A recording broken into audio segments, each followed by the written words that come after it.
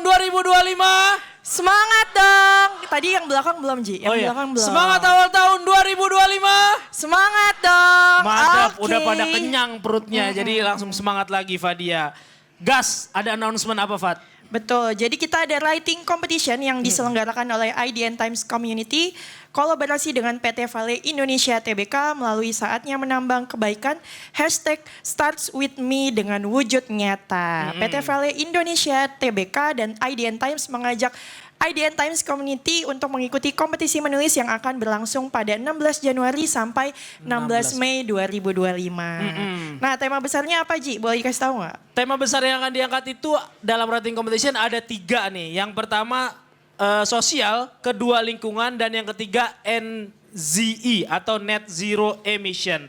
Nah, buat teman-teman yang mau mengikuti kompetisi menulis ini, wajib memiliki akun IDN account. Bisa daftar di community.idntimes.com/login. Untuk mekanisme kompetisi lebih lengkapnya bisa dicek di Instagram @idntimes. Nah, hadiahnya ada apa aja, Fadia? Ada hadiah untuk 10 artikel terbaik yang nanti akan diumumkan. Hadiahnya pertama ada iPad generasi 9 plus trip to Sorowako. Boleh tepuk tangan untuk juara 1. Juara 2 akan mendapatkan headphone Sony plus trip to Sorowako juga. Sementara juara 3 sampai 5 e-wallet sebesar 2 triliun. Kebanyakan. E-wallet sebesar masing-masing 1 juta plus trip to Sorowako. Dan juara 6 sampai 10 e-wallet masing-masing sebesar Rp500.000 dan trip to Sorowakonya sendirian tapi ya nggak dibayarin. Nah. Oke. Pengumuman 10 artikel terbaik akan diumumkan di HUT IDN Times ke-11 yang akan diinfokan lebih lanjut nanti oleh panitia. Pajak hadiah ditanggung siapa, Ji? Ditanggung pemenang. Kalau ngomongin pajak kayaknya lagi sensitif. Okay. Nah, keputusan pemenang tidak dapat diganggu gugat oleh Dewan Juri. Salah. Salah. Keputusan pemenang ditentukan oleh Dewan Juri. Grogi. Dan tidak dapat diganggu gugat. Jadi yuk langsung ikut dan sebarkan informasi ini ke semua teman-temannya. Tepuk tangan dong buat Vale X IDN Times. PT Vale Indonesia Tbk tidak ada masa depan tanpa pertambangan dan tidak ada pertambangan tanpa masa depan. Ini semua tergantung dari kita dan berawal dari kita atau #StartsWithMe. Oke, nah Fadia, kita akan masuk ke talk show sesi berikutnya. Bintang narasumbernya udah ada tadi, ada Pak Rosan, Ibu Febrian dan Mas Rodrik. Tapi teman-teman tahu nggak sih, Fadia tahu nggak kalau Presiden Prabowo Subianto itu mencanangkan pertumbuhan ekonomi 8%. Sementara kalau rata-ratanya selama beberapa tahun terakhir itu 5-5,3%. Nah, gimana caranya memenuhi target itu? Karena kan pasti berat banget nih. Karena dari 5 ke 8 itu jauh naik banget 3% tuh cukup berat. Sebetulnya yang bisa ditingkatkan selain menambal kebocoran anggaran, birokrasi efisien dan juga investasi. Nah, tapi sebagai anak muda, penerus bangsa, investasi ini maunya yang berkelanjutan atau bahasa Finlandianya sustainable. Kok Finlandia sih? Ya kan boleh dong orang Finlandia ngomong sustainable, kenapa sih? Betul. Nah, jadi itu yang aman buat planet bumi. Nah, kita akan bahas di sesi ketiga ini. Tapi sebelum kita masuk ke situ, akan ada yang lewat dulu. Monggo. PD Vale Indonesia, with the best local talents. Learn together, transform together. Contributing to nickel downstreaming in Indonesia. And actively contributing towards global energy transition. There's no future without mining. And there will be no mining without thinking about the future. Oke, itu dia tadi sekilas info. Nah, untuk mengundang narasumber ini kita sudah bersama moderatornya yang juga tidak lain adalah rekan saya. Jadi Fadia, the stage is yours untuk menyambut para narasumber. Terima kasih Aji. Oke teman-teman, jadi sesi ini judulnya investasi berkelanjutan untuk mendukung pertumbuhan ekonomi. Langsung saja kita panggil narasumber yang pertama, Bapak Menteri Investasi dan Hilirisasi, Kepala Badan Koordinasi Penanaman Modal, Bapak Rosan Perkasa Ruslani. Bapak, kami persilakan. Lalu ada CEO PT Vale Indonesia Tbk, Ibu Febriani Edi. Ibu silakan.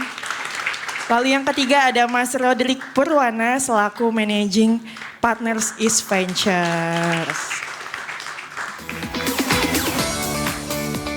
Oke, Pak Rosan, Bu Febri, Mas Rodrik, terima kasih sudah mau hadir bersama teman-teman milenial dan Gen Z di sini. Nah, kita siang ini akan membahas tentang investasi berkelanjutan. Tadi udah disebutin nih Pak, kan Pak Prabowo itu punya target yang sangat ambisius ya Pak untuk mencapai pertumbuhan ekonomi 8%. Nah, untuk mencapai target itu tentunya penting banget nih untuk meningkatkan investasi. Nah, tapi sebelum kita membahas gimana sih caranya untuk mencapai hal tersebut, boleh nggak Pak dibagikan dulu outlook-nya investasi dan khususnya hilirisasi di tahun 2025 ini gimana? Untuk Pak Rosan dulu Pak, silakan. Oke, terima kasih. Assalamualaikum warahmatullahi wabarakatuh. Salam, Om Swastiastu, Namo Buddhaya, Salam Kebajikan. Ini bicara jam segini tuh jam-jam berat, karena biasanya habis makan siang pada ngantuk biasanya. Tetapi karena ini saya lihat Gen Z, millennials tuh biasanya semangatnya sangat-sangat tinggi. Jadi saya juga mengucapkan terima kasih atas undangannya dari IDN Times, Pak Winston, Mbak Uni, dan juga seluruh jajarannya. Kalau saya menjawab pertanyaan ini bisa jawabnya 5 menit, setengah jam, 1 jam, 2 jam. Ini pertanyaan bisa kita elaborasi, tapi mengingat waktu kita coba lebih efisien. Kalau kita lihat memang pertumbuhan, mungkin saya sambungkan juga dengan pertumbuhan 8%. Pertumbuhan 8% dicanangkan oleh Bapak Prabowo, oleh pemerintah, oleh Bappenas, itu direncanakan pada tahun 2029.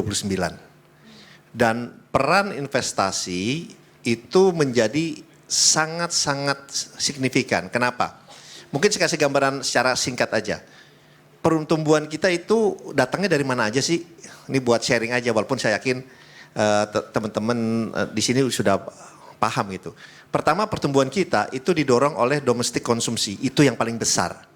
Sekarang kurang lebih itu 53-54%. Kedua, yang paling besar datangnya dari mana? Dari investasi. Kurang lebih itu 24-25%. Kemudian baru belanja pemerintah, government spending 8-9%. Kemudian baru net export kurang lebih 2%. Jadi ada ekspor minus import, jadi net ekspor kita 2%. Nah, kalau lihat seperti ini berarti investasi ini mempunyai peran yang sangat penting. Dan oleh sebab itu, oleh Bappenas, angka yang dimintakan kepada kami dalam 5 tahun ke depan dari 2025 sampai 2029, investasi yang diharapkan masuk totalnya tuh 13.005 triliun. 13.005 triliun. Dan kalau kita lihat sebelumnya, 10 tahun terakhir investasi yang masuk ke Indonesia itu total 9.000 triliun. 10 tahun. Sekarang 5 tahun ke depan diharapkan 13.000 lebih triliun. Karena kenapa? Karena kita ingin mencapai pertumbuhan yang berkualitas dan berkesinambungan. Itu kuncinya. Kenapa? Ya untuk adik-adik yang di sini juga gitu. Dan kalau kita lihat memang pertumbuhan kita ini kurang lebih 5%. Tahun ini juga diharapkan menjadi 5,4%. Kemudian baru meningkat secara bertahap gitu. Jadi memang tema dari investasi kita adalah yang kita inginkan adalah investasi yang berkesinambungan, yang berkualitas dan juga berorientasi ekspor dan menciptakan lapangan pekerjaan yang berkualitas. Itu temanya. Terima kasih. Pak, tapi kalau ngelihat dari yang sudah dicanangkan pemerintah tahun ini nih, khususnya di Kementerian Investasi dan Hilirisasi BKPM, kira-kira udah ada yang mendukung untuk mencapai target 8% itu belum Pak? Ya, kalau kita lihat ini kan ya kalau saya mungkin lihat dari segi investasi. Kalau kami lihat dari segi investasinya, ya ini memang target yang boleh dibilang sangat tidak mudah gitu. Tetapi kalau kita lihat juga dari potensi investasi dan pertumbuhan kita dan juga terlepas ada geopolitik, geotension antara US, China dan geoekonomi, sebetulnya di situ ada potensi yang membuat kita bisa menarik investasi lebih besar lagi justru karena adanya tension antara US sama China. Karena apalagi nanti Presiden terpilih Trump akan dilantik tanggal 20, kita melihat akan ada kebijakan-kebijakannya, mungkin salah satunya menaikkan tarif di antara kedua negara maupun related lainnya, sehingga kami mendapatkan masukan dan kita pun bertemu dengan China maupun dengan US. Jadi akan ada cukup banyak perusahaan-perusahaan yang akan investasi ke ASEAN dalam rangka mereka bisa menekan, bisa mengatasi tarif-tarif yang kemungkinan yang akan terjadi. Jadi dalam setiap difficulties there's always slice of opportunity selama kita bisa cermat melihatnya dan menangkapnya. Ini menyambung ke Bu Febri, Bu tadi sebelum merespons, Pak Rosan bilang akan ada banyak peluang nih dengan nanti setelah dilantiknya Presiden Trump. Tapi kalau dari bisnis pertambangan global, kira-kira trennya gimana nih Bu di tahun 2025? Terima kasih Adian Times untuk kesempatan diberikan. Assalamualaikum warahmatullahi wabarakatuh. Ya. Saya rasa kalau outlook dari mining ya, mining selalu jangka panjang. Tapi 2025 akan tetap sama story-nya. Climate change meng-create opportunity luar biasa sebenarnya. Walaupun itu tantangan luar biasa bagi kehidupan manusia, tapi juga ada peluang luar biasa. Jadi transisi energi yang dibutuhkan untuk mengadres isu climate change ini akan menciptakan demand yang luar biasa untuk mineral kritis. Nah, untuk Indonesia kesempatan luar biasa. Indonesia punya batu bara tapi juga punya mineral kritis seperti nikel dan tembaga dan lain-lainnya. Nah, terus terang Vale kan sudah 56 tahun ya. Kita sekarang lagi embarking investment program yang besar. Jadi 9 miliar US dollar, sekitar 3 kali lipat size kita sendiri. Tapi kita ini pasti partnership, nggak mungkin sendiri. Kita dengan mitra dan kita selalu mengedepankan pertambangan berkelanjutan. Jadi semua program investasi kita ini pun akan fokus pada keberlanjutan. Nah, ini penting sekali karena nikel atau koper atau apapun itu adalah solusi terhadap perubahan iklim, solusi untuk dekarbonisasi bumi. Jadi proses penambangan dan pemrosesan materialnya pun harus rendah karbon, kalau tidak mendefeat the purpose. Itu sebenarnya konsep yang selalu dipegang oleh Vale. Nah, saya ada beberapa picture ya, sekarang atau nanti ya saya kasih supaya ada gambaran. Boleh ya, sedikit ya kenalan ya teman-teman. Saya sebenarnya rada dak-dikduk nih, samping-samping saya orang hebat. Terus saya tadi bicara sama Mbak Uni, saya ini orangnya serius gimana ngomongnya lumayan masuk gitu ya. Anyway, picture speak thousand word, jadi saya pakai foto saja. Nah kalau orang visitor tadi kan hadiah pertamanya ke Sorowako. Saya tadi pikir, kok hadiah pertamanya ke desa gitu ya. Terus desanya desa Nambang lagi. Jadi teman-teman tenang, ini ada beberapa foto ya. Sorowako itu cantik sekali. Ini foto desa, ini Danau Matano. Terus terang saya jujur ya, ini danau yang terindah yang pernah saya lihat dalam hidup saya. Dan kenapa selalu sih kita mulai dengan foto ini? Dan kenapa visitor harus lihat danau ini? Karena danau ini, the lake tells a lot of story about how we mine. Jadi tambang kita itu dekat sekali dengan Danau Matano. Dan air limpasan tambang yang mana adalah tantangan terbesar dalam pengelolaan biji nikel, itu berakhirnya di sini. Jadi kita harus memastikan bahwa disiplin dari perencanaan sampai eksekusi dan konsistensi itu nggak boleh pudar. Karena air itu nanti akan berakhir di sini. Kenapa danau ini penting? Ada banyak hal, selain indah ya. Ini juga danau purba.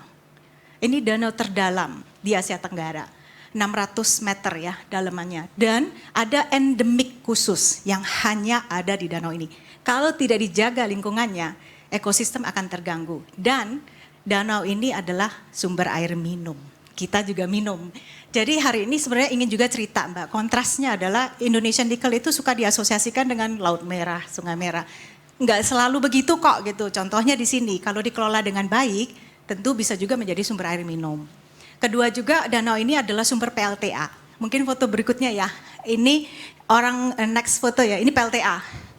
Jadi ada visitor yang datang ke kita bilang, ini perusahaan tambang, tapi tambang itu hanya very small activities dalam segala konteks yang kita kerjakan. PLTA ini 3 ya, jadi yang pertama dibangun tahun 78 loh. Jadi sejak pertama kita operasi itu sudah ada PLTA ini. Dan hilirisasi walaupun baru sekarang trennya ya, kita sudah lakukan sejak tahun 78 karena tidak pernah ekspor biji mentah. Nah, 78 Larona, kemudian 99 Balambano, 2011 KRB. 365 mega. Hari ini peleburan kita, perbuan nikel yang sangat tinggi energi itu 100% PLTA. Dulu ada yang bilang kok nggak pernah cerita sih Mbak Febri. Jadi hari ini saya mulai cerita ya. Ini PLTA. Dan nanti kalau sempat ke Sorako itu kenapa sih menarik ya, ada danau, ada PLTA, nanti bisa lihat.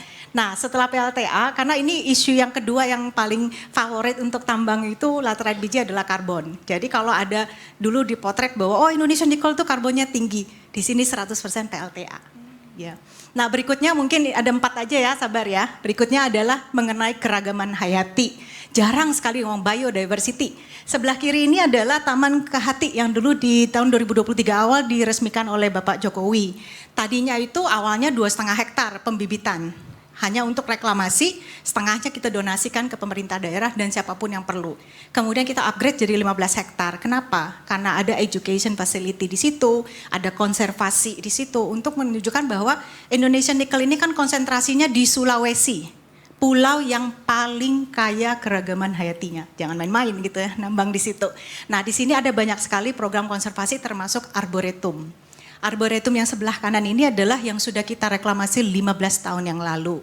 Nah, waktu Pak Jokowi datang, saya cukup terharu ya, beliau menyampaikan ini contoh untuk perusahaan nikel lainnya.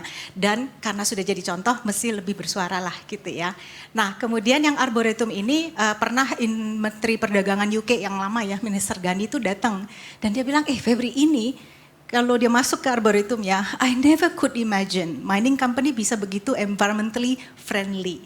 Nah, saya rasa banyak kontras-kontras ya dengan berita yang beredar mengenai Indonesian Nickel.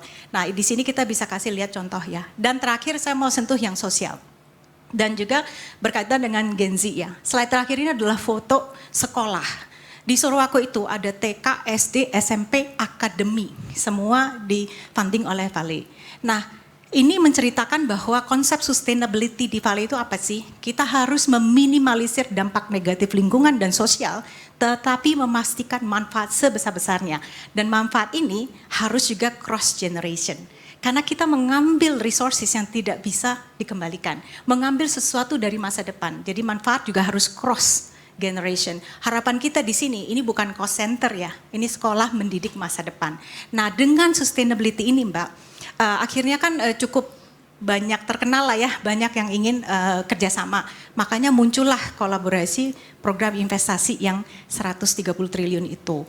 Nah ini semua ada kesempatan karena ada isu climate change sebenarnya. Tapi semua program investasi kita ini harus rendah karbon. Nah saya bisa sampaikan semuanya ini di single digit ya karbon intensitasnya. Dan mungkin saya ingin cerita juga terakhir nih ya, dari 3 program itu kita juga berevolusi dan belajar lebih baik lagi.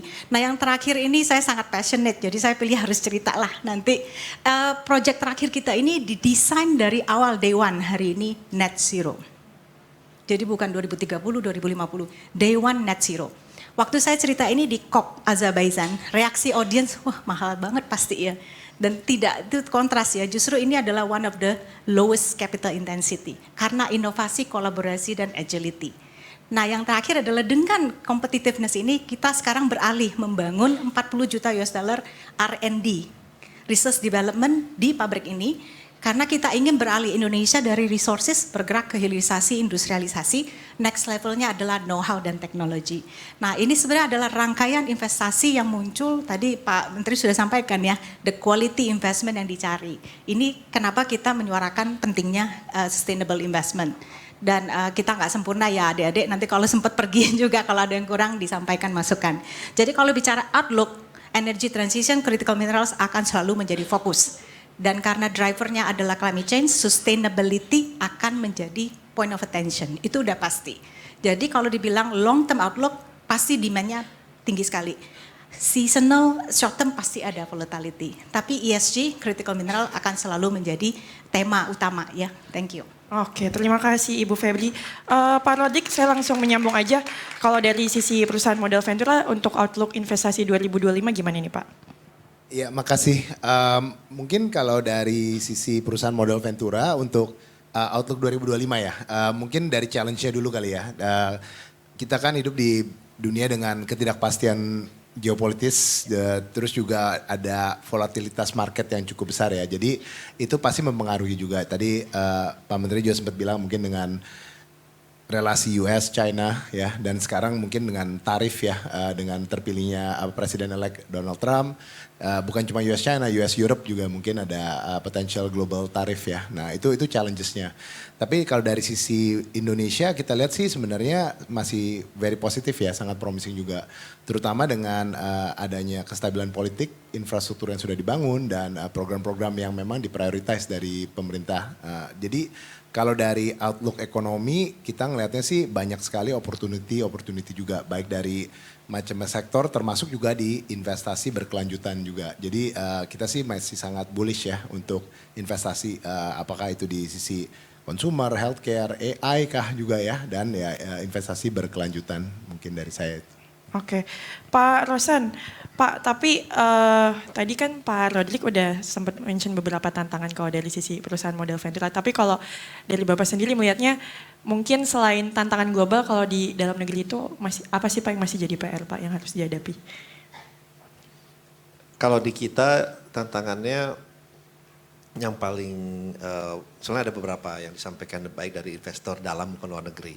Tapi mungkin kalau saya bilang mungkin pertama tuh rule of law di kita, ya, rule of law di kita. Tetapi yang paling klasik, yang paling banyak juga disampaikan adalah, ya mereka kan berinvestasinya tuh pasti di daerah, bukannya di Jakarta.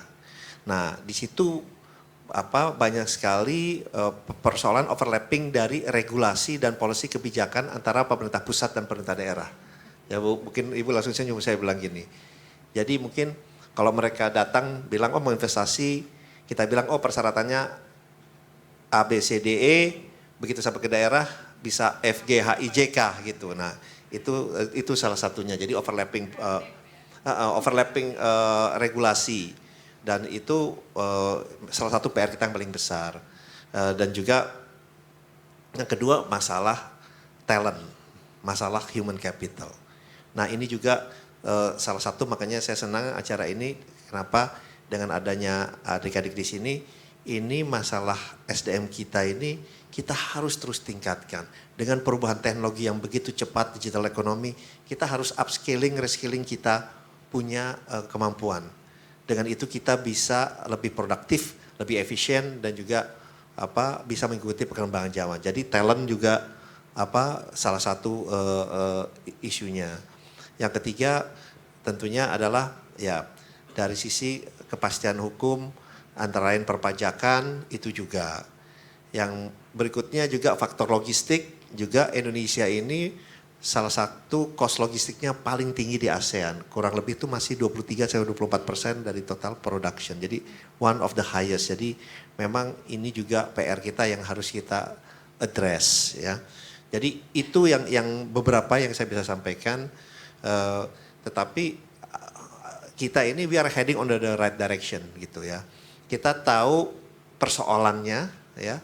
Ini persoalannya, tapi kita udah tahu solusinya, tetapi kadang-kadang kecepatannya untuk menyelesaikan itu yang masih belum. Nah kita pengen mengakselerasi isu ini semua. Ya kadang-kadang di kita saya bilangnya seperti kita dansa nih, dansa tango, dua maju ke depan, habis itu satu mundur ke belakang.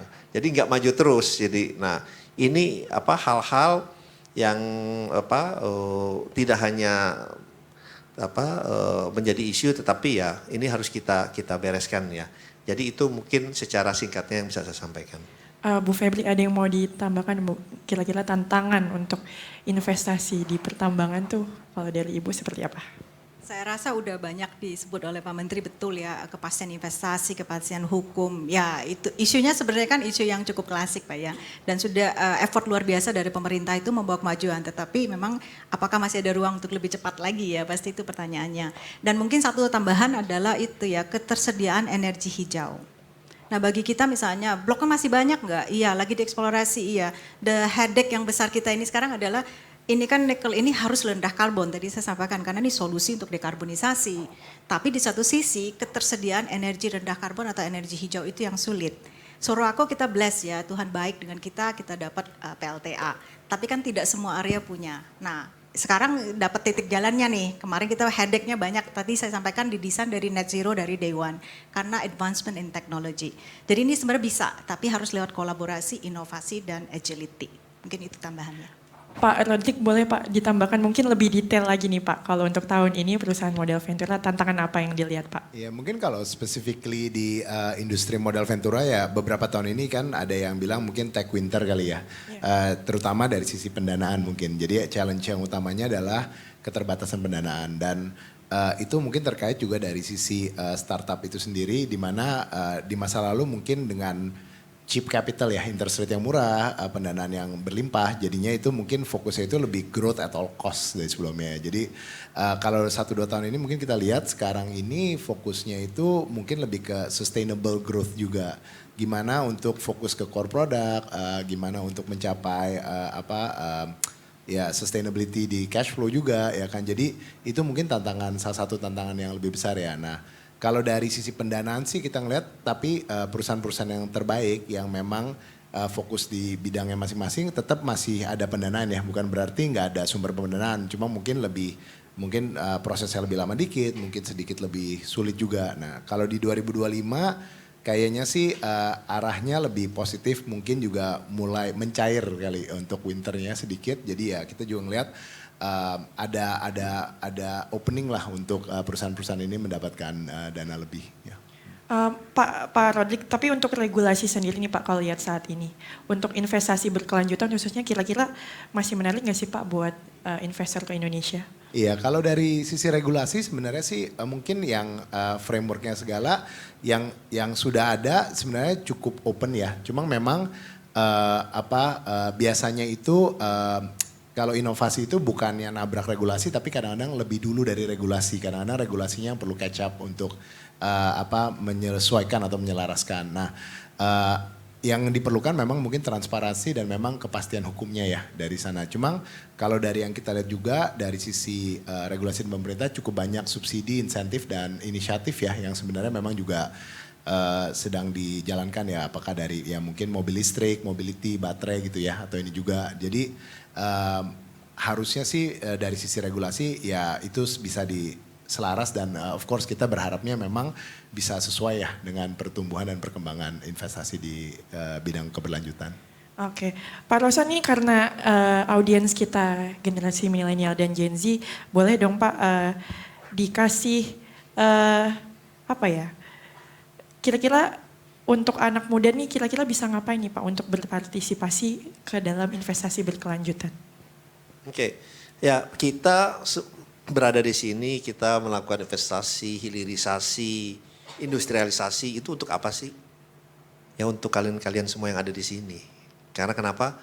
Kita inginkan ini semua yang kita lakukan sekarang mempunyai dampak yang positif, yang berkelanjutan dan berkesinambungan untuk semua, terutama untuk semua rakyat Indonesia, terutama kaum muda.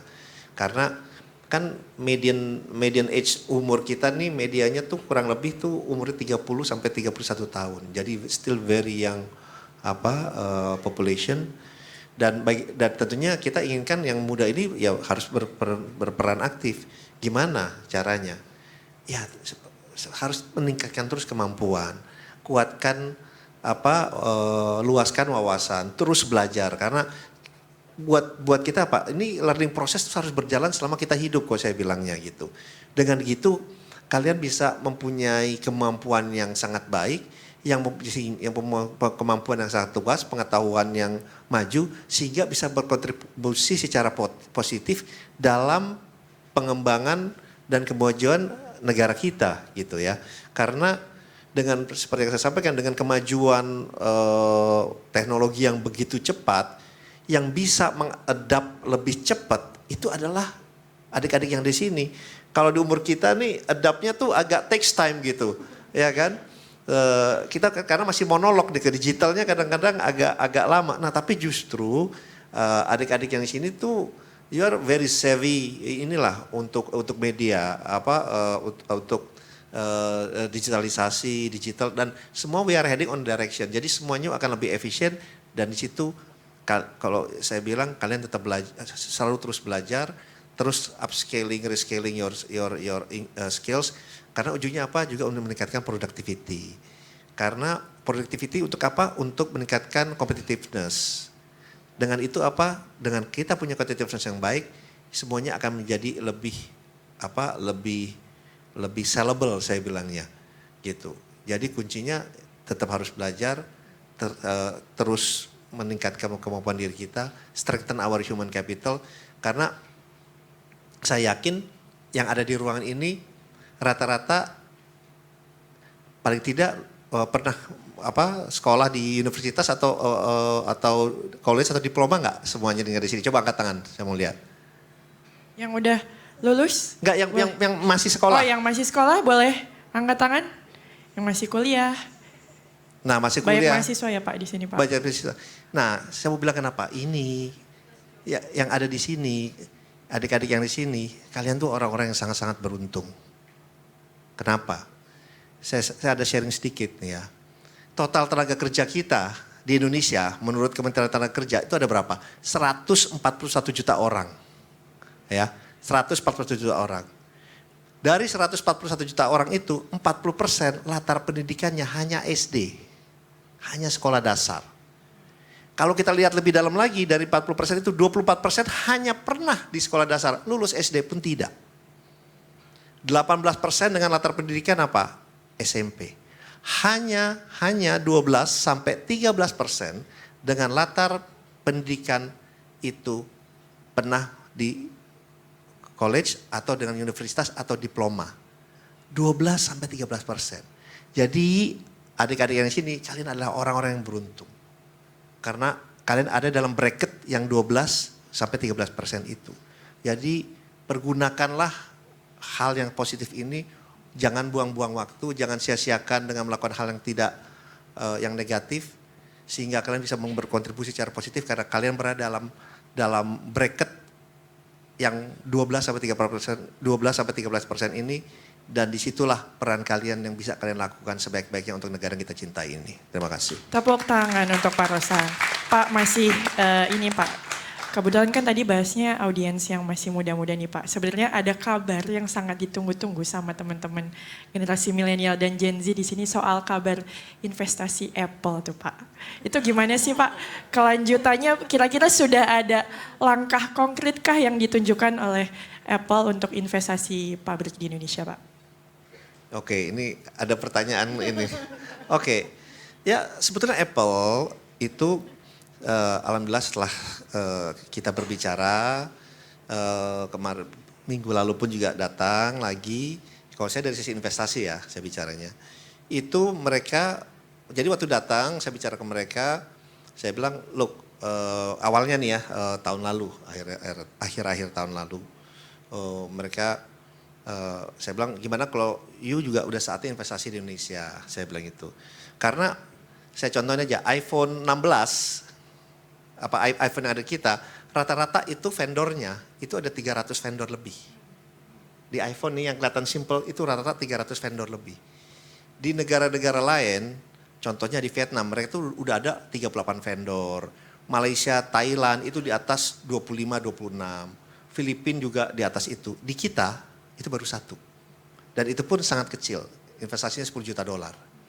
Saya bilang, look, sekarang saya kasih paparannya mengenai ke depannya trajektori ekonomi kita gitu seperti apa, dan walaupun mereka juga sudah paham, let's talk, jangan kasih saya ratusan juta, saya bilang let's talk about billions. Itu yang saya ingat saya ngomong gitu. Kebetulan datangnya dari luar, dari Amerika, ya kebetulan saya kenal dengan dia juga karena waktu saya masih jadi dubes di Amerika kan, bicara, dia bilang oke. Dia bilang nanti dia mau balik ke negaranya, bicara sama manajemen dan juga dengan tim Cook langsung. Kurang lebih hampir 2 minggu kemudian dia balik ke saya, oke, dia bilang kita invest $1 billion waktu itu. Tapi memang kita ketahui kan iPhone 16-nya juga masih belum bisa dijual di sini. Tapi saya bilang kita jalan secara paralel saja. Kemudian sesudah itu dia juga nulis surat resmi untuk investasinya. Kita berjalan, kita proses, kita bicara lagi. Dan memang yang investasi ke sininya itu bukan Apple-nya tapi vendornya. Di negara lain pun yang investasi adalah vendornya. Gitu. Nah, oleh sebab itu salah satu vendornya sudah bicara, kemudian kita proses dan sebetulnya dia sudah membeli tanah di Batam. Sudah beli tanah di Batam dan siap untuk udah cut and fill dan yang lain-lain. Dan kita bicara lebih detail lagi, pabriknya ini akan berdiri pada awal 2026. Jadi sebetulnya investasi Apple apakah sudah masuk? Sudah. Dan ini adalah tahap awal. Ini adalah tahap awal dan $1 billion dan dia dari Apple dari nanti salah satu vendor yang dibangun di Indonesia ini akan mensuplai 65% dari kebutuhan AirTag-nya Apple di seluruh dunia. 65%. Nah ini kan dan menciptakan lapangan pekerjaan 2.000 orang. Dan itu adalah tahap pertama. Setelah itu kita bicara lagi tahap berikutnya sampai dengan investasi ini mencapai $10 billion. Ini kita sudah mulai dan sudah komit dan ya ini adalah suatu perkembangan positif karena dengan ini saya tahu ada beberapa perusahaan Amerika akhirnya kontak saya. Mereka juga mau investasi ke Indonesia. Ini trigger juga.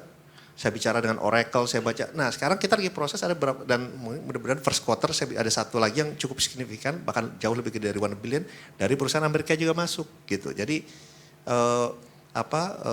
ini berjalan dengan baik ya, kita mesti negosiasi, kita mesti kasih reasoning juga ya kan. Menurut saya ya selama kita ini kalau orang berinvestasi itu apa sih? We don't like surprises gitu.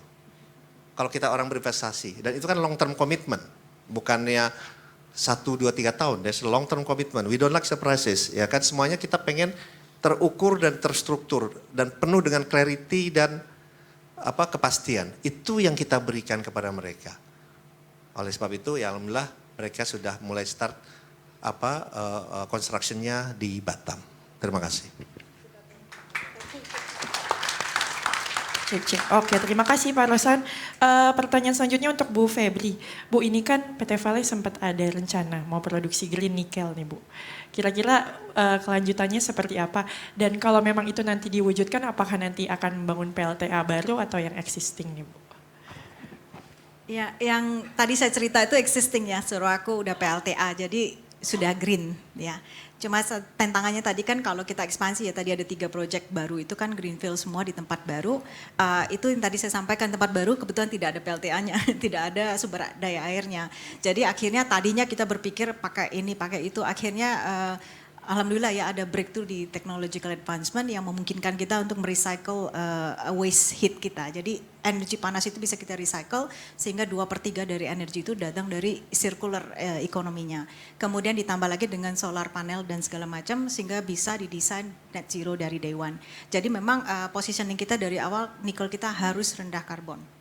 Tidak boleh, kalau udah di atas second quartile ya carbon intensity global producer itu kita udah nggak akan invest ke situ. Jadi memang tadi saya sampaikan salah satu tantangan besar kita ada ketersediaan energi hijau. Nah tapi kalaupun tidak ada energi hijau maka kita harus lihat teknologi yang lebih rendah karbon. Dan ternyata ada ya dengan pemikiran dan kolaborasi.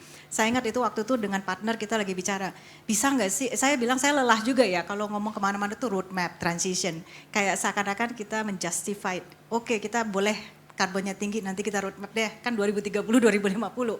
Bisa nggak sih kita bikin dari day one udah net zero? Dan ternyata bisa ya tentu kita harus putar balik banyak lah tantangannya.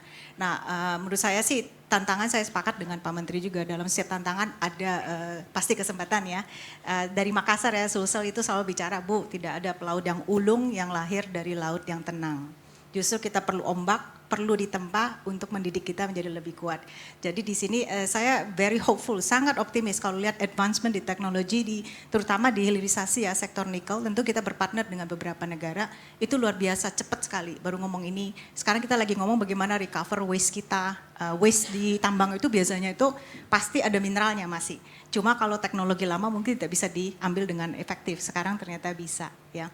Jadi itu, tapi tadi saya mau tersentuh dengan ceritanya Pak Menteri juga bahwa tingkat pendidikan ya, ada banyak orang di sini tuh privilege khusus yang mungkin we take it for granted ya. Saya pernah waktu kita ekspansi ke salah satu greenfield area, waktu itu mikirnya kan pasti kalau kita ekspansi ke daerah yang remote itu harapan masyarakat lokal adalah dia dinomor satukan dalam rekrutmen, itu udah pasti. Ya saya bisa paham kalau kita dari desa, dari tempat tersebut pasti kita ingin nomor satunya. Dulu kita sempat berpikir, oh kita bikin program upskilling ini itu. Ternyata pas nyampe di lokasi beda banget ya. Tidak lulus SMP, SMA. Jadi akhirnya rubah total, jadi kejar paket A, kejar paket B. Gak usah ngomong yang muluk-muluk dulu deh, kita ngomong yang basic dulu. Karena ini kalau nggak terpenuhi nggak bisa. Kemudian masih ada isu narkoba lagi ya. Itu isu-isu klasik yang kita hadapi di daerah. Jadi saya rasa penting sekali ya teman-teman muda yang punya privilege ini untuk juga mengambil peran aktif ya untuk mendobrak dan membawa lebih banyak kebaikan untuk bangsa kita. Oke, terima kasih Ibu Febri. Pak Rodrik, kan tadi Bapak sempat mention Tech Winter. Tapi kalau ngeliat ada faktor itu, kira-kira rencana investasi East Ventures tahun ini gimana nih Pak? Mungkin boleh bocoran nilainya juga nih Pak untuk 2025 dan ke sektor mana aja Pak? Iya, kalau nilainya mungkin kita nggak bisa share karena kan kita juga nggak tahu ya karena masih early juga. Cuma kalau ngomongin kita sendiri gimana di East Ventures ya, walaupun ada challenge atau enggak, kita selalu fokus kita sama ya. Selama ada founder yang bagus, ada startup yang bagus, kita invest. Jadi walaupun memang mungkin ada slowdown ya kalau di sisi kita, tapi dalam 2 tahun terakhir juga kita tetap masih investasi sih.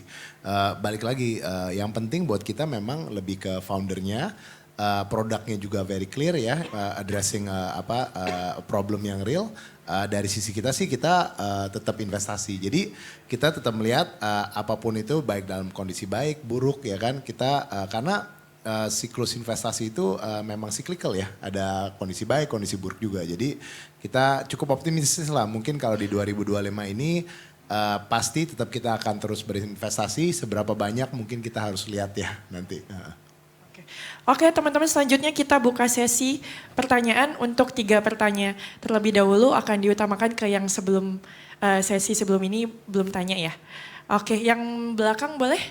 Mas yang pakai kemeja batik ya? Boleh diberikan mic-nya? Oke, gak apa-apa kalau bisa kencang suaranya Mas. Boleh perkenalkan dari mana dan pertanyaannya ditujukan kepada siapa? Cek, perkenalkan nama saya Marwan, saya pengen tanyanya ke Ibu Febri. Karena saya salah satunya tinggal di daerah Tangerang yang dekat juga dengan lokasi tambang. Walaupun bukan tambang nikel Bu, tambang pasir. Oke. Oke Bu Febri, yang ingin saya tanyakan adalah kan tadi Ibu juga sudah menjelaskan terkait kegiatan konservasi yang sudah dilakukan sama PT Vale Bu ya, dari kegiatan ke hatinya juga. Bahkan kalau tidak salah PT Vale juga membuka untuk umum Bu ya kegiatan ke hati yang ada di Sarawak sana gitu kan. Bahkan tadi di bidang sosial juga concern banget terkait dengan bidang pendidikan, seperti ada beberapa bangun sekolah di sana juga. Nah yang ingin saya tanyakan adalah sejauh mana sih Bu PT Vale Indonesia Tbk ini melibatkan masyarakat lokal yang ada di Sarawak sana terkait kegiatan konservasinya begitu Bu. Mungkin bisa dijelaskan mungkin berapa persentasenya masyarakat lokal di sana, apakah pendidikan atau guru-guru yang ada di sekolah sana melibatkan masyarakat lokalnya juga, atau kegiatan ke hatinya apakah yang diberdayakan juga masyarakat lokalnya, jadi seperti apa Bu, sejauh mana perannya? Terima kasih. Langsung aja Bu ya. Febri. Iya. Okay. Saya senang ya pertanyaannya ya, ini sangat sophisticated lah. Maksudnya pasti harus pelibatan masyarakat lokal, pemerintah daerah, nggak bisa sendiri. Kan misi kita pembangunan berkelanjutan. Pembangunan berkelanjutan tidak akan bisa berhasil kalau satu elemen saja perusahaan bekerja. Harus ada sinergi dengan pemerintah daerah dan masyarakat. Kalau dari statistik data ya yang ada di otak saya hari ini, Luhut Timur misalnya 88% sudah karyawan kita adalah penduduk Luhut Timur. 46% lahir dari Luhut Timur. Jadi lucu juga ya kalau kayak cerita-cerita Indonesia lokal-lokal Pak udah gak ada ekspat gitu. Bu jangan, kalau Vale udah gak ngomong deh yang nasional-nasional, Ibu ngomong kabupaten deh gitu. Jadi kadang-kadang kita juga harus memperhatikan siapa yang kita ajak bicara. Kalau kontraktor lokal sudah dominan lah. Nah kalau tadi ya kita percaya tadi motonya Vale kan tidak ada masa depan tanpa pertambangan. Karena mineral dan tambang itu kan untuk peradaban kehidupan manusia. Tidak ada tambang, tidak ada listrik, tidak ada internet, tidak ada gedung. Jadi tambang tidak bisa lepas dari peradaban manusia. Jadi tetapi di satu sisi tidak akan ada tambang jika tidak memperhatikan masa depan. Karena pasti kan anak-anak muda, generasi muda akan sangat kritis pada kita ya. Karena kita mengambil sesuatu yang tidak bisa dikembalikan. Jadi bagi kita pendidikan mengenai keragaman hayati, sustainability itu sangat penting. Saya welcome nanti kalau ada sempat datang ke Sorako, coba tes aja deh. Kemampuan dan daya berpikirnya dari sustainability. Pemerintah daerah pun ya walaupun sekarang berganti lagi ya. Yang bupati juga selalu bersuara. Bahkan di Sultra dan Sulteng di mana kita ekspansi itu Bupati menyampaikan, Bu, Vale kan terkenal lingkungannya nih. Saya nggak minta macam-macam, saya minta ini, semua isu lingkungan dibantu Bu, pasti. Jadi pelibatan sangat penting. Nah tadi ya nursery kita tuh kapasitasnya sekarang sekitar 700.000 bibit. Kita sebenarnya hanya pakai 350.000, setengahnya itu terbuka untuk publik. Jadi itu juga tempat piknik. Jadi yang saat tadi itu cantik sekali, terbuka untuk publik, tidak perlu bayar, dia bisa masuk. Kalau dia mau bertanya juga ada fasilitas pendidikan di situ, edukasi mengenai literasi terhadap biodiversity. Kenapa? Karena Garis Walasea, nggak tahu pernah dengar gak ya? Garis Walasea itu pas banget di Sorowako. Itu tempat peralihan flora fauna Indonesia Timur dan Tengah. Jadi itu tempat yang sangat sacred from a biodiversity point of view. Bagi kita yang paling penting harus menjaga selain perusahaan pasti adalah masyarakat lokal. Jadi masyarakat lokal harus dilibatkan, tidak bisa tidak. Dan bahkan mereka adalah bagian penting dari kita. Nah tadi saya nggak cerita juga bahwa selain reklamasi di area tambang kita juga melakukan reforestasi di luar konsesi. Kita sempat berpikir, kenapa sih perusahaan selalu bicara net zero, net negatif? Bisa nggak kita bicara net positif? Nah salah satu moto yang saya ingin juga sharing, karena ini generasi muda ya, net positive legacy. Artinya bagaimana kita membawa manfaat lebih ke depan lagi. Nah reforestasi yang kita lakukan saat ini ya, plus reklamasi kita udah 250% dari area yang kita buka selama 56 tahun.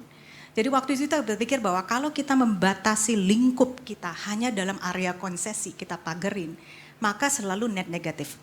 Karena tambang mengambil dari yang dipagerin itu. Tetapi dampak bisa beyond concession. Jadi kita sudah melakukan juga reforestasi di Bali, di NTT, di mana-mana. Tentu yang paling besar tetap di area tambang. Tetapi kalau kita total semuanya itu melebihi 250% dari yang kita buka. Ini menyampaikan bahwa perusahaan tambang itu tidak melulu harus konotasinya deforestasi. Justru kita bisa juga melakukan reforestasi. Semoga membantu ya. Semoga itu bisa dicontoh ya Mas sama tambang pasir yang di Banten tadi ya Mas ya. Oke, pertanyaan selanjutnya. Oke, dari Mbak yang sisi kanan. Silakan. Selamat sore Pak Rosan, Bu Feby dan Pak Rodrik. Saya mau bertanya ke Pak Rosan, saya Tri. Pak saya mau tanya terkait dengan, tadi kan disebut ada dampak antara pelantikan dari Donald Trump Pak. Dan kita apakah bisa kita mengambil keuntungan dari pelantikan Donald Trump dan kebijakan-kebijakan yang memang cukup memberatkan di negara-negara lain Pak, khususnya untuk sisi investasi, kemudian terkait dengan pajak minimum global Pak. Kan itu akan diterapkan di tahun ini dan Hong Kong dan Singapura sendiri sudah menerapkannya Pak. Sebenarnya untuk pajak minimum global ini nanti akan berimplikasi nggak sih Pak untuk insentif kita teknologi dan mungkin insentif-insentif yang memang akan diberikan oleh Kementerian Investasi agar lebih menarik lagi, apalagi sih Pak? Terima kasih.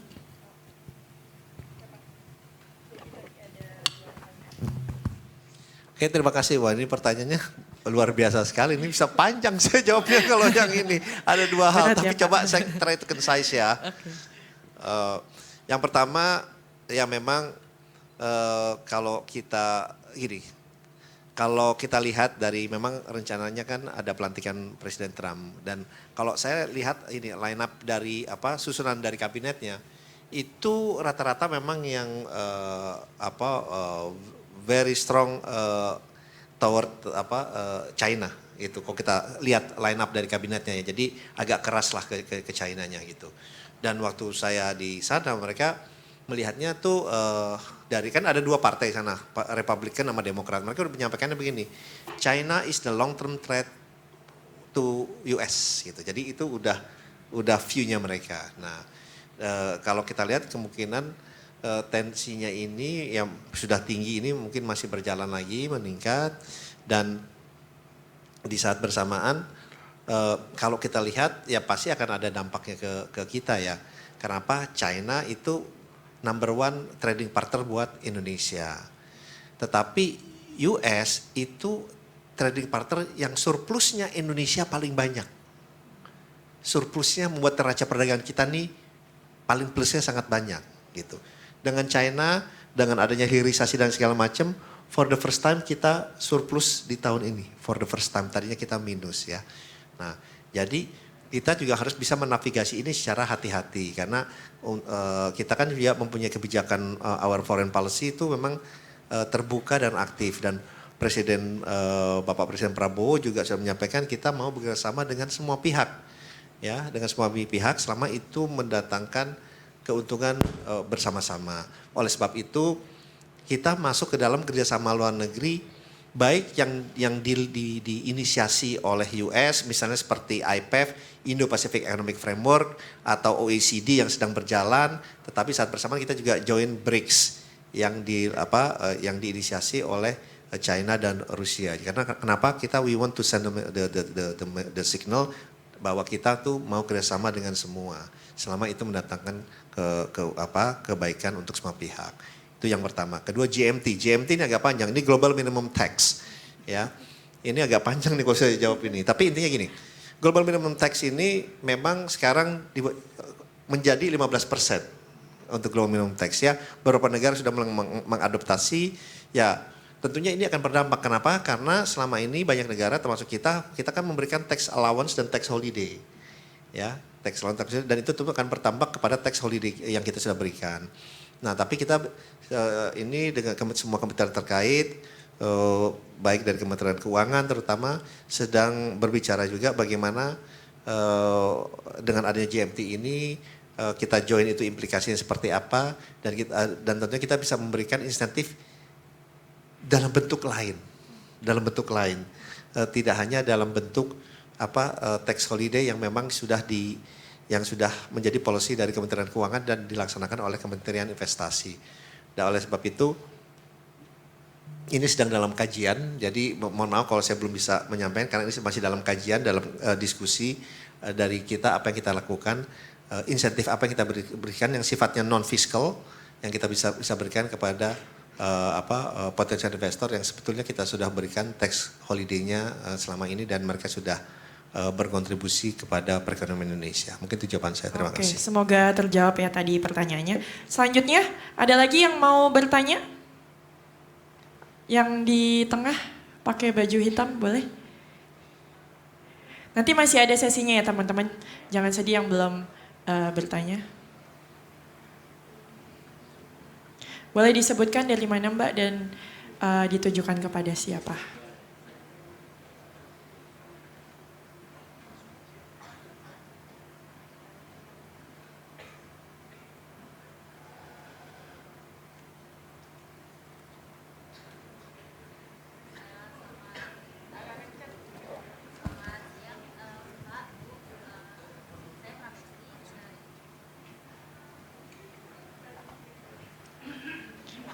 Saya Pramesti, izin bertanya ke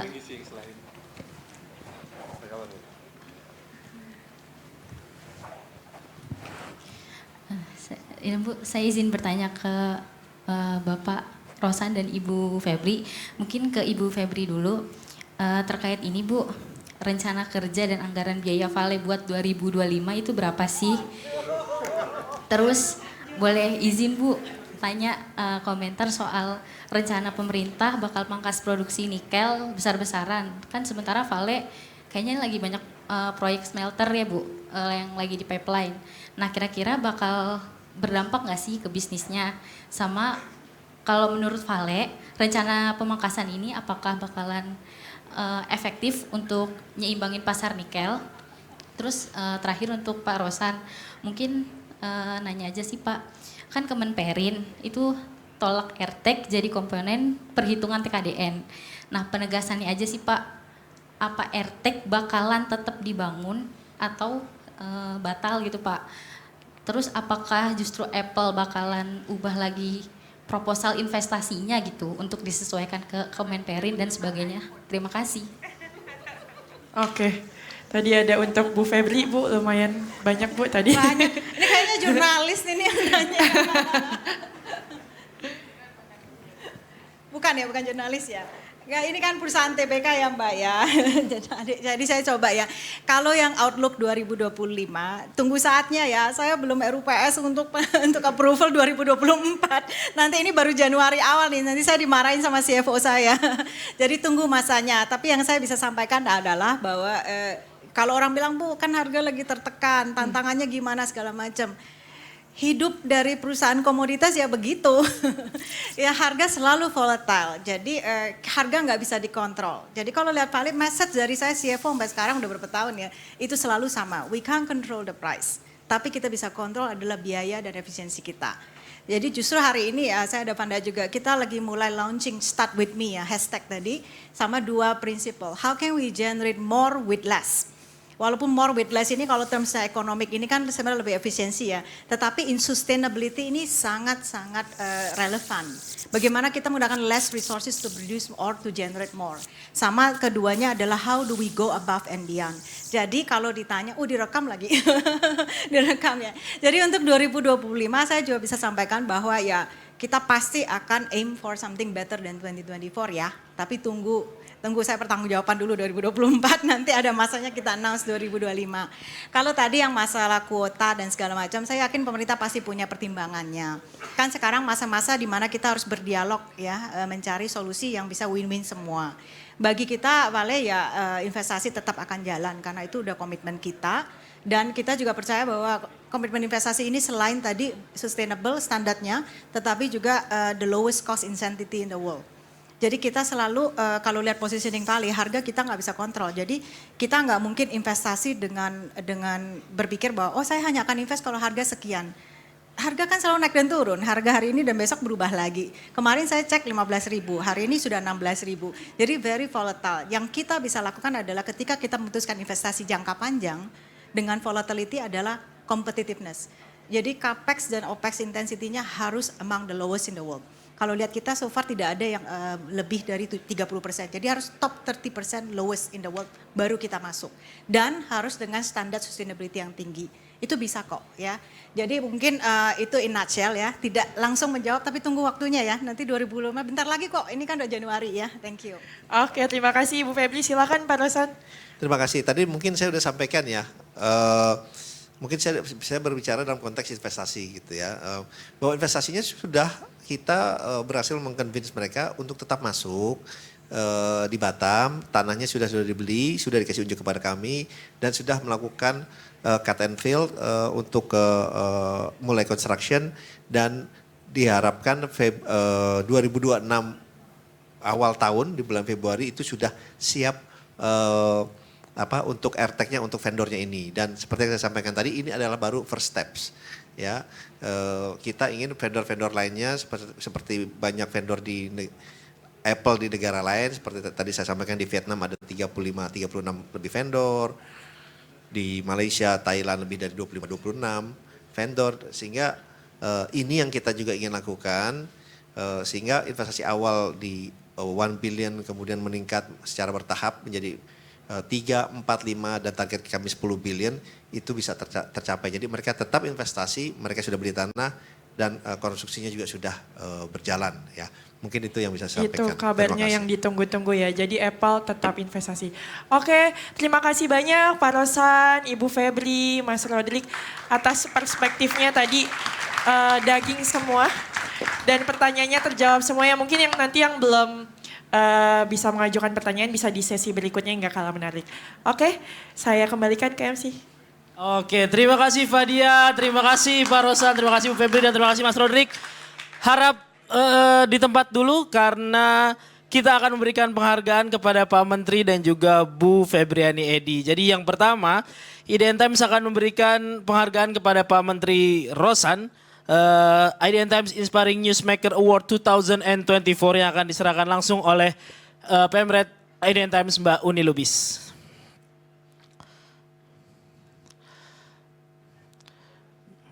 Boleh maju ke depan.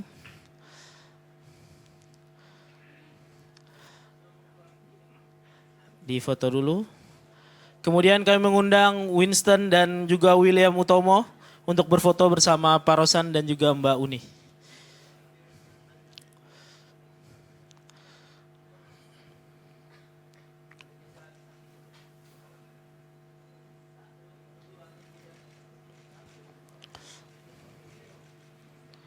Selanjutnya penghargaan kedua akan diberikan kepada Ibu Febriani Edi yang akan diberikan oleh William Utomo.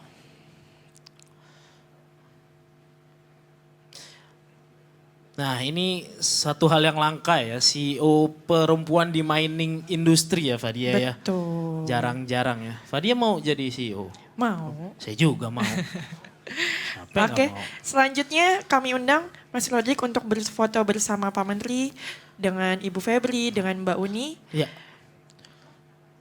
Oke, Penyerahan Mas dulu. Rodrik dulu untuk penyerahan kenang-kenangan dari IDN. Oh.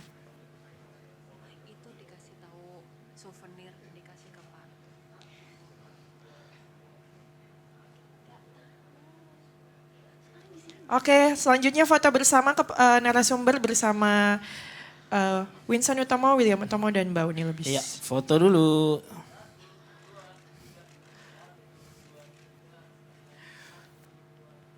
Berikutnya seperti biasa berfoto Seperti bersama biasa, dengan para hadirin. foto Teman-teman bersama boleh dengan berdiri. Teman-teman milenial dan Gen Z boleh semuanya berdiri.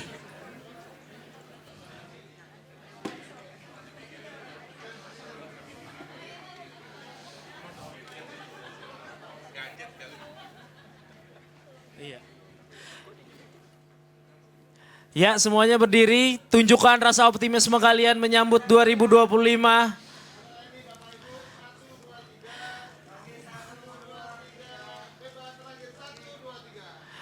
Satu lagi video. Video boleh Boleh, melambaikan hore tangan. gitu. Yang heboh, boleh yang heboh. 2025 naik gaji semuanya. Amin.